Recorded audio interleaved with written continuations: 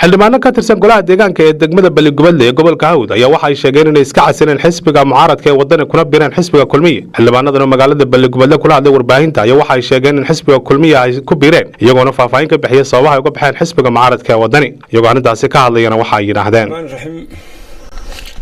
waxaan maanta halkan ka shaacinaynaa annagoo ah xildhibaanadii gobolka Hawd inaanu si rasmi ah ugu biiray xisbiga Kulmiye taasoo aan muruqayaga iyo maalkayaga iyo maskaxdeedaba kaga qayb qaadan doono haddii alla ilaaho.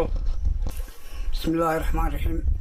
anigoo ah xildhibaan Foodi Imaan Maxamed xildhibaanada gobolka Hawd waxaan maanta halkan ka shaacinaa ka cadaynaynaa inaanu ka baxnay xisbigii wadani kuna biiray xisbiga Kulmiye kaas oo aynu u aragnay in aan sahanka dadka bulshada aan sahanka u nahay inay ceelaliyadeedii halkaa tahay aan laguna xoog muruq iyo maal baan ku garab taaganahay Muuse Biixi Cabdi. waxaan halkan aanu ka cadaynaynaa in aan ka guuray xisbigii wadani aanu ka tirsanayn una wareegnay xisbiga Kulmiye uu hogaaminayay Muuse Biixi Cabdi taasoo aanu markaanu wax badan aanu eegnay hay'ado badan aanu eegnay danaha iyagu ay ku jiraan laga bilaabo maanta waxaanu garab taaganahay gudoomiyaha xisbiga